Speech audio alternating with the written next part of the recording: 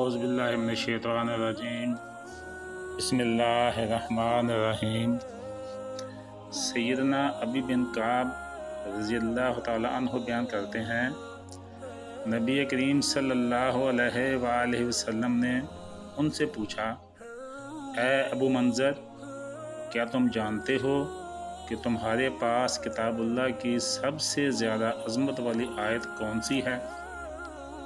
کہتے ہیں، میں نے جواب دیا، اللہ اور اس کا رسول صلی اللہ علیہ وآلہ وسلم ہی بہتر جانتے ہیں۔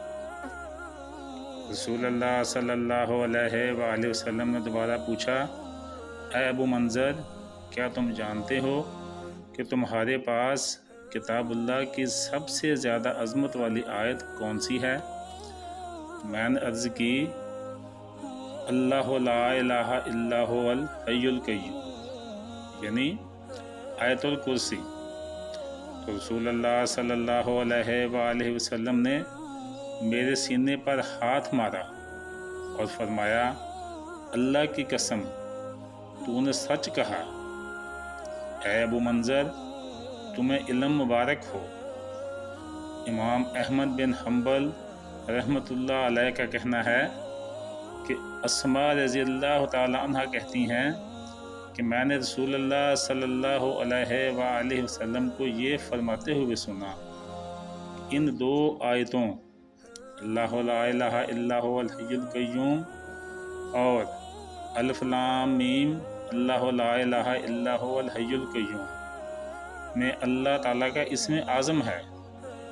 اس سے مراد یہ ہے کہ آیت الکرسی کی تلاوت جس سبب سے بھی کی جائے، کیونکہ اس میں اللہ کے اسم اعظم سے پکارا جاتا ہے تو اس کا جواب ضرور ملتا ہے۔ حضرت ابو امامہ رضی اللہ تعالی عنہ نے بیان کیا ہے کہ نبی صلی اللہ علیہ وآلہ وسلم نے فرمایا کہ جو ہر فرض نماز کے بعد آیت الکرسی پڑھے گا، اسے جنت میں داخل ہونے سے صرف موت ہی روک سکتی ہے۔ اسی وجہ سے ہر فرض نماز کے بعد آیت الکرسی کی تلاوت کا حکم دیا گیا ہے۔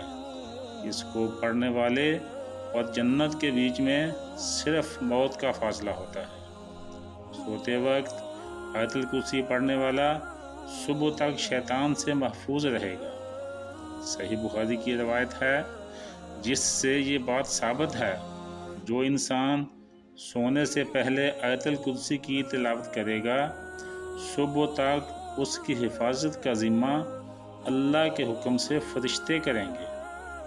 حضرت علی رضی اللہ تعالیٰ عنہ کا ارشاد ہے کہ حضور صلی اللہ علیہ وآلہ وسلم نے ارشاد فرمایا کہ جس گھر میں آیت الکرسی پڑھی جاتی ہے، شیطان بھاگ جاتا ہے اور 3 دن تک اس گھر میں داخل نہیں ہوتا، اور 40 دن تک اس مکان پر سحر کا اثر نہیں ہوتا۔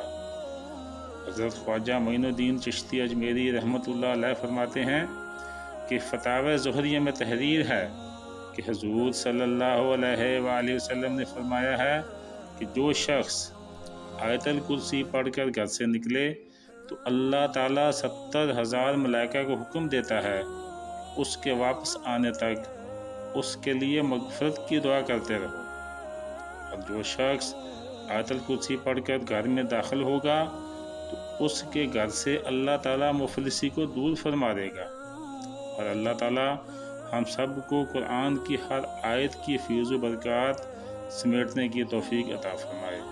آمین ثم آمین۔